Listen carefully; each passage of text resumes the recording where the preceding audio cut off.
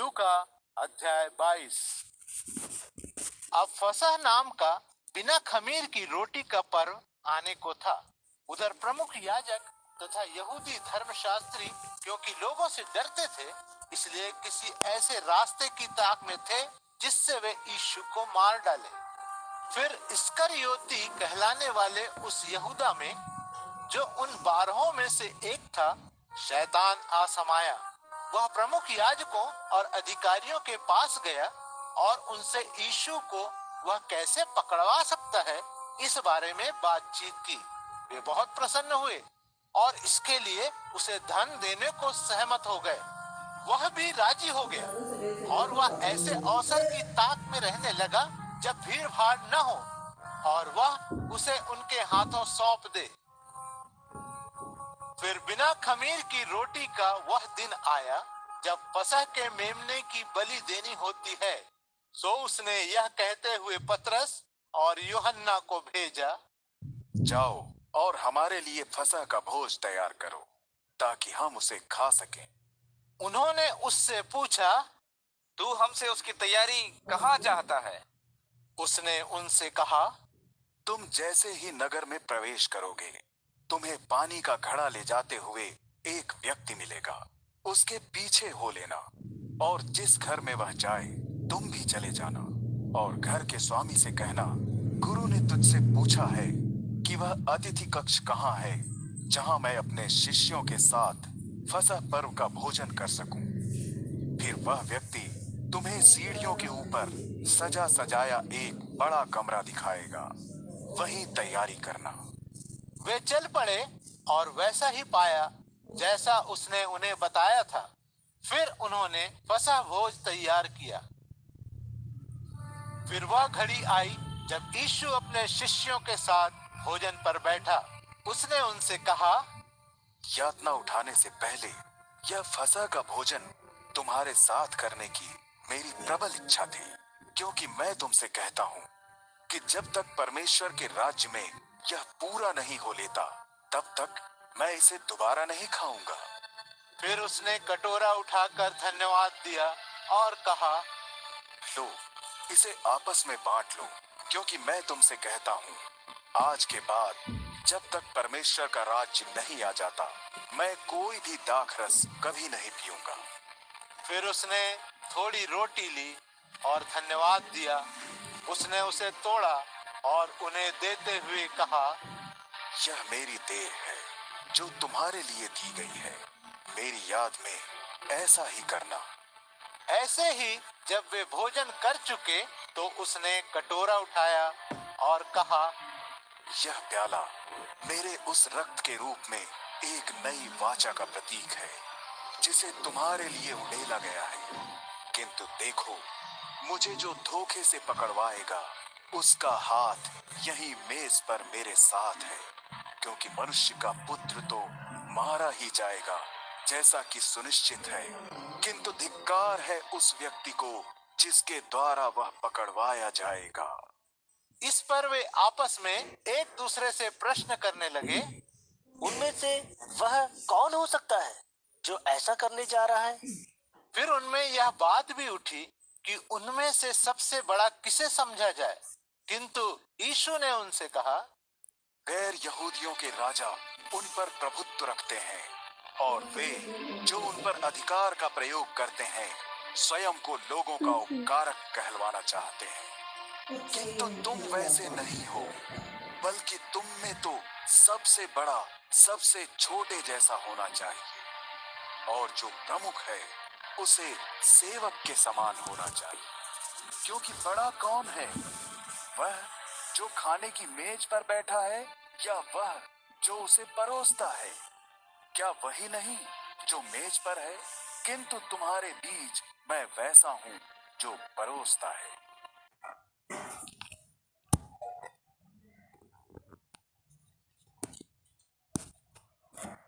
परम पिता ने इसे मुझे दिया था ताकि मेरे राज्य में तुम मेरी मेज पर खाओ, और तुम्हें वे हो जिन्होंने मेरी परीक्षाओं में मेरा साथ दिया है, और मैं तुम्हें वैसे ही एक राज्य दे रहा हूं, जैसे मेरे परम पिता ने इसे मुझे दिया था, ताकि मेरे राज्य में तुम मेरी मेज पर खाओ और पियो और इस्राएल की 12 जनजातियों का न्याय करते हुए सिंहासनों पर बैठो।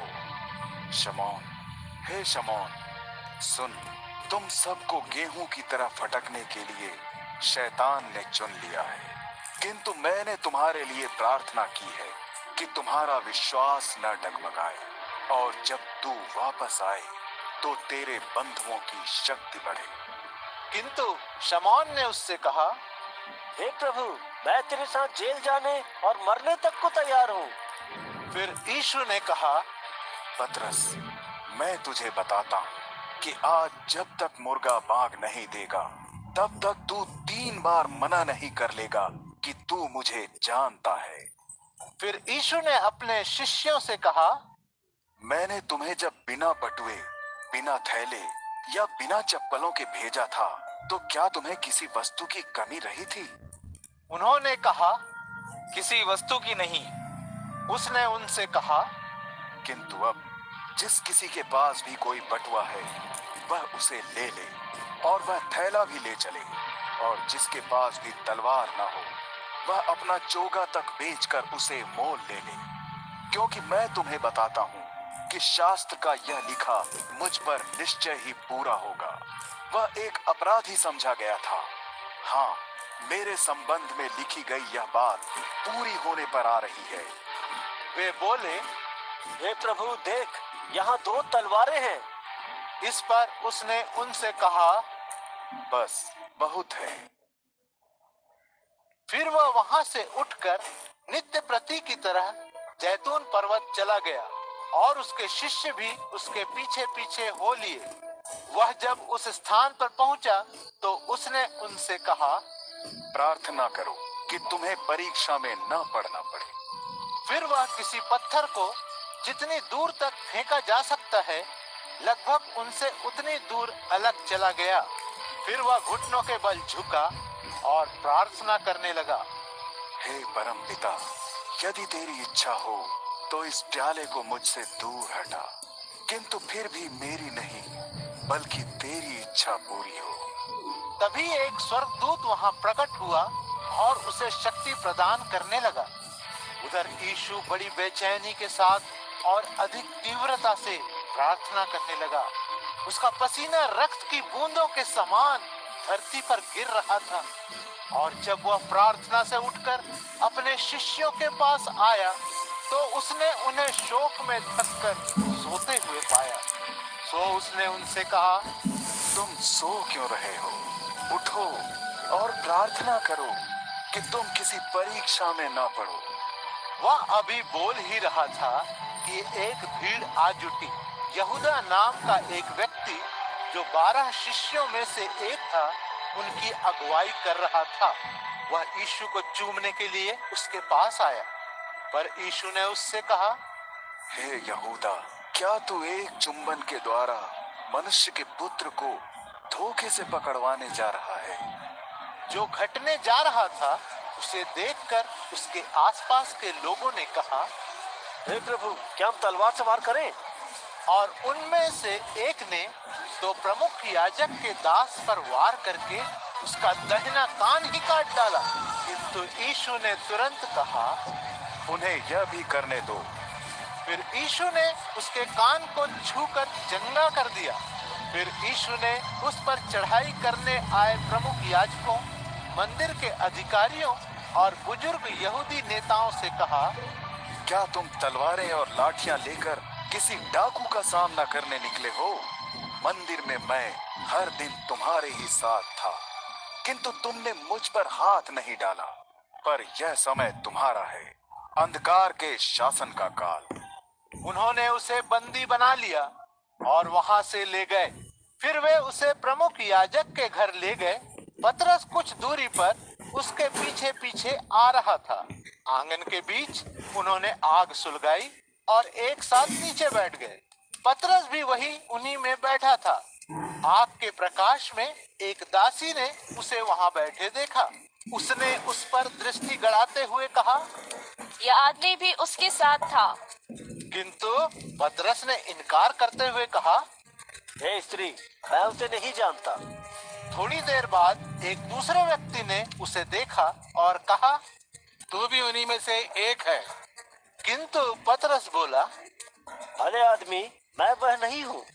कोई लगभग एक घड़ी बीती होगी कि कोई और भी बलपूर्वक कहने लगा, निश्चय ही यह व्यक्ति उसके साथ भी था, क्योंकि देखो यह गलील वासी भी है। किंतु पतरस बोला, भले आदमी, मैं नहीं जानता तू किसके बारे में बात कर रहा है। उसी घड़ी वह अभी बातें कर ही रहा था कि एक मुर्गे ने बांग दी और प्रभु ने मुड़कर पतरस पर दृष्टि डाली। तभी पतरस को प्रभु का वह वचन याद आया जो उसने उससे कहा था, आज मुर्गे के बांग देने से पहले तू मुझे 3 बार नकार चुकेगा। तब वह बाहर चला आया और फूट फूट कर रो पड़ा। जिन व्यक्तियों ने यीशु को पकड़ रखा था वे उसका उपहास करने और उसे पीटने लगे। उसकी आंखों पर पट्टी बांध दी और उससे यह कहते हुए पूछने लगे कि बता, वह कौन है जिसने तुझे मारा? उन्होंने उसका अपमान करने के लिए उससे और भी बहुत सी बातें कही। जब दिन हुआ तो प्रमुख याजकों और धर्मशास्त्रियों समेत लोगों के बुजुर्ग नेताओं की एक सभा हुई। फिर वे लोग उसे अपनी महासभा में ले गए। उन्होंने पूछा, हमें बता, क्या तू मसीह है? यीशु ने उनसे कहा, यदि मैं तुमसे कहूं तो तुम मेरा विश्वास नहीं करोगे।